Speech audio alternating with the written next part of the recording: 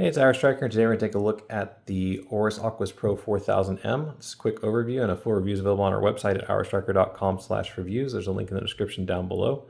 This watch is crafted out of titanium and has a 46.6 millimeter case diameter. The bezel slightly overhangs, and that gives it a 48.6 millimeter case diameter. The lug-to-lug is 54.6, and you can see it on my 7.25-inch wrist. The thickness is 19.2 millimeters if you don't count the sapphire crystal. If you count the sapphire crystal, it is 23.5. It weighs 196 grams on the rubber strap and titanium deployant. The lug width is 26 millimeters. The tapers down on the blue rubber strap to 19 millimeters at the titanium deployant clasp that has Oris branding on it. Also has micro adjustments. You can see that there is a very thick and raised sapphire crystal. It's slightly domed on top, has anti-reflective coating on it. Underneath is the blue gradient dial that has a wave pattern on it. You have at 12 o'clock the Oris branding, and at 6 you have a blue back date, polished applied hour markers with Super-Luminova applied to them. You have sword hands for the hours and the minutes. And this once again is done with Super-Luminova. The running seconds is a light blue with a tip that's also covered in Super-Luminova. Go ahead and take it off. I'll show you some more. You have a 120 click unidirectional bezel. It's done in ceramic. Around the outside of it is a rubber. This is basically, it's a ring of rubber that has a 10-minute gap in it. In this 10-minute gap, you can kind of see it talks about the rotation safety system.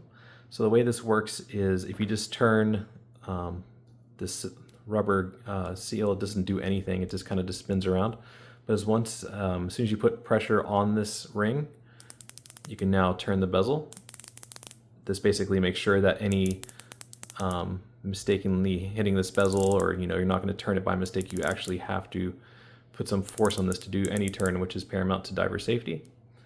If you go ahead and hit it with a blue light, you can see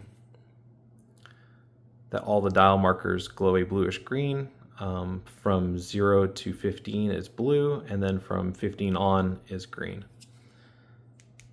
On the left-hand side, you have the automatic helium relief valve. This is actually polished. The rest of the case is all done and brushed, except for the top of the lugs, as well as the chamfers, and also the top of the crown guard and the grip of the crown. The crown screw down helps with the 4,000 meters of water resistance, has the Oris branding on top. If you unscrew it, you can wind the automatic movement in the resting position. Position 1 allows you to change the date. Position 2 sets the time.